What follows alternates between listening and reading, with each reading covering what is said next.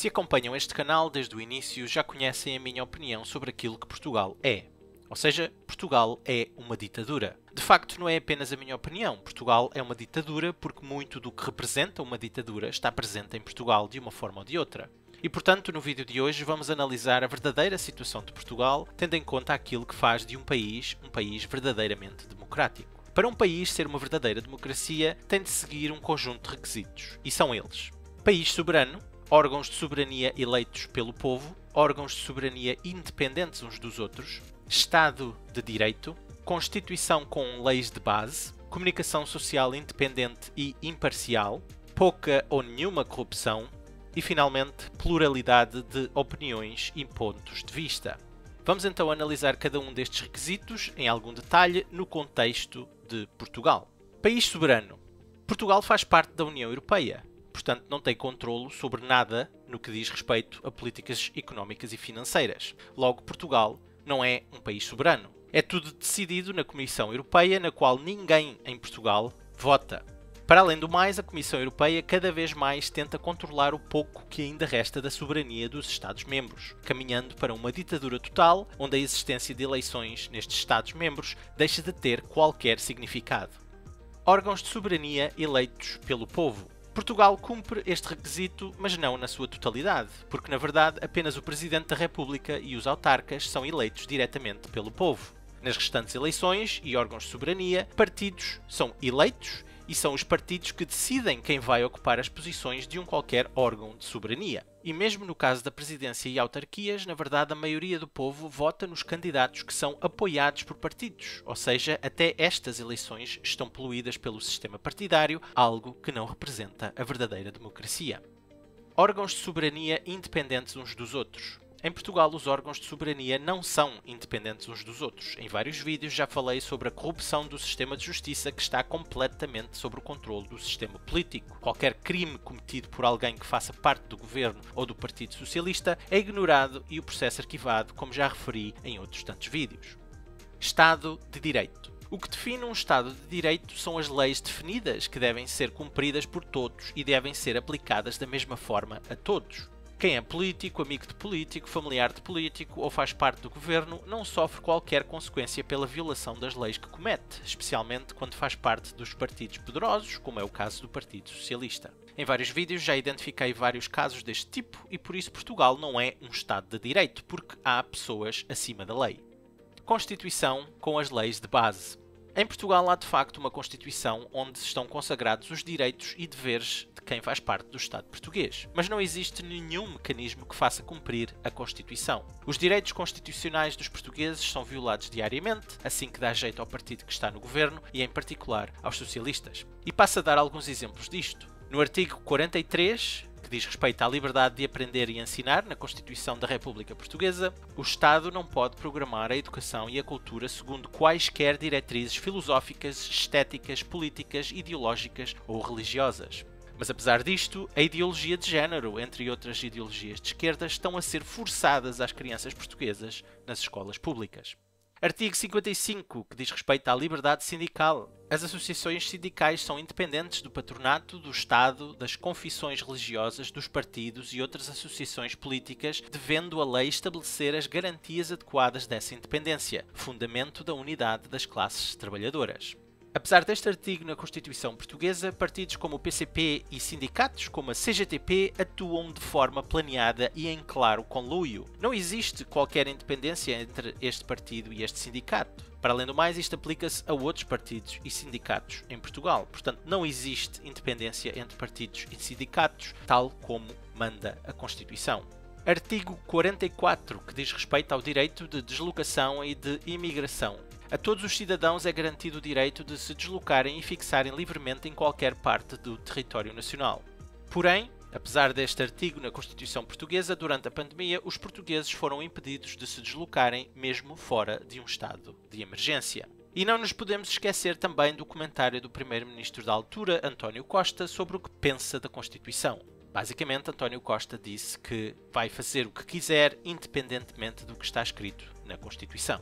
entre muitos outros exemplos de violações à Constituição Portuguesa que simplesmente não têm qualquer consequência para quem viola a Constituição. Ou seja, temos uma Constituição que existe apenas como adereço, pois o que lá está escrito, de facto, não é cumprido. Ou seja, o completo oposto de uma democracia com uma Constituição. Comunicação social independente e imparcial. Em Portugal, a comunicação social não é independente nem imparcial. Em outros vídeos já falei várias vezes da censura que existe em Portugal. Quando alguém que é de facto um jornalista expõe os crimes ou os esquemas dos políticos corruptos, é imediatamente pressionado, censurado ou mesmo banido. Casos recentes incluem Ana Leal e Sandra Felgueiras, ambas censuradas e removidas das suas posições na RTP, que é o canal da TV público, mas também em canais de TV privados, depois de reportagens incómodas para o governo socialista. Tirando Ana Leal, Sandra Felgueiras e talvez mais um ou dois verdadeiros jornalistas, Portugal está desprovido de verdadeiros jornalistas que informam o povo. A comunicação social está completamente controlada pelo poder político e pelos socialistas em particular e, portanto, é apenas o braço de propaganda do regime socialista. E este é um dos requisitos mais importantes para uma verdadeira democracia, pois sem comunicação social independente e imparcial, como é que o povo pode decidir corretamente em quem votar em qualquer eleição? Em Portugal, o povo decide com base nas mentiras e propaganda que a comunicação social espalha todos os dias, sem exceção. E o resultado está à vista. Portugal é um dos países mais pobres da Europa, com os mais baixos salários, com os mais altos impostos, com uma das maiores dívidas do mundo e sempre a piorar. Pouca ou nenhuma corrupção. Portugal não cumpre, obviamente, este requisito porque tem índices de corrupção avassaladores, algo que põe em causa todos os requisitos que já referi para um país ser uma verdadeira democracia. A justiça e outros órgãos de soberania estão corrompidos, a comunicação social está corrompida, a educação está corrompida, o Estado de Direito está corrompido. Em vários vídeos neste canal já detalhei o problema de corrupção em Portugal, que é estrutural e faz parte da sociedade portuguesa. Sem reduzir a corrupção em Portugal, Portugal nunca será uma verdadeira democracia.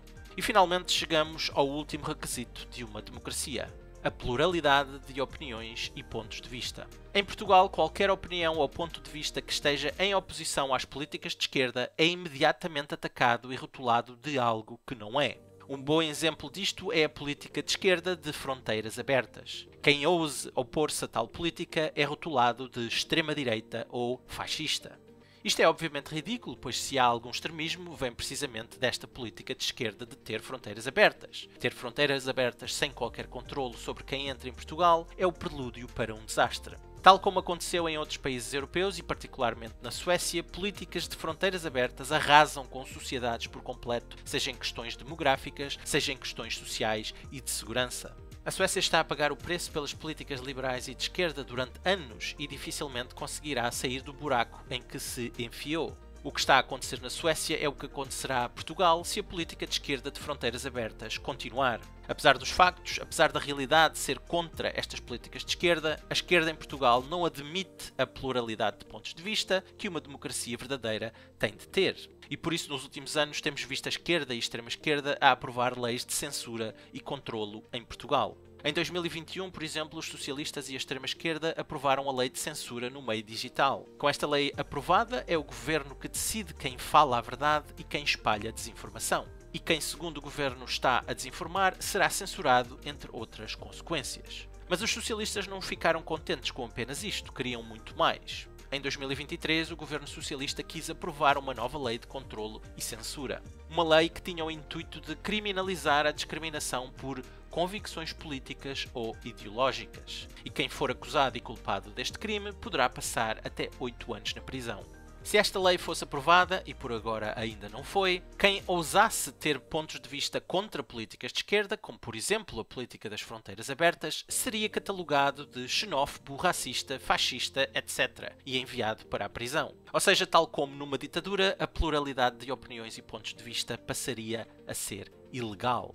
Partidos políticos que ousem apresentar propostas diferentes da esquerda, como é o caso do Partido Chega, seriam considerados ilegais e banidos. E como já mencionei num vídeo anterior, os socialistas já por várias vezes falaram em banir o Partido Chega, pois estava a começar a ser incómodo para os socialistas. Isto é o que acontece em ditaduras, quando aparece alguém ou um partido que de facto representa uma verdadeira oposição aos ditadores, os ditadores de imediato querem banir, prender e mesmo matar os seus opositores. De resto, esta lei que os socialistas queriam passar foi claramente pensada para perseguir partidos como o Chega. Atualmente, os socialistas e a esquerda em geral usam a comunicação social para demonizar o partido Chega, bem como os seus apoiantes. Com esta lei aprovada, os socialistas e a esquerda em geral passariam a ter um mecanismo legal para prender quem fizesse parte do Chega e efetivamente acabar com o partido. E com o sistema de justiça corrompido e totalmente nas mãos dos socialistas, nem sequer seria necessário provar nada contra os elementos do Chega acusados de xenofobia ou racismo, pelos socialistas ou pela esquerda em geral. Os elementos do Chega seriam simplesmente presos sem qualquer possibilidade de defesa e a comunicação social faria propaganda no sentido de dizer que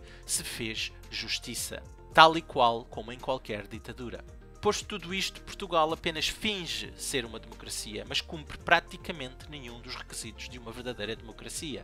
Com a continuação das políticas dos últimos 50 anos, pelas quais os socialistas são os responsáveis diretos em pelo menos 2/3 desses anos, Portugal não tem qualquer futuro. Repito isto há vários vídeos, mas os portugueses não parecem estar interessados na mudança. Querem manter o rumo ao abismo. Não estão interessados em ter um país próspero, governado por pessoas competentes e cujo objetivo é melhorar o país e não apenas melhorar o conteúdo das suas contas bancárias. Em 2022 avisei que as eleições desse ano seriam talvez as mais importantes de sempre, pois sem mudança haveria pouco espaço de manobra para melhorar a partir daí. Qual foi o resultado? Os portugueses deram maioria absoluta ao PS. Deram maioria absoluta aos coveiros deste país que nos levam para o abismo há 50 anos. A condição de um país é o reflexo do seu povo. Se um país tiver um povo com iniciativa e vontade de progredir, será um país próspero. Se um país tem um povo amorfo e ignorante, será um país falhado e à beira do abismo. E dado que Portugal é um país falhado e constantemente à beira do abismo, eu diria que já passou da hora do povo português deixar de ser um povo amorfo e ignorante. Espero que tenham gostado e até à próxima.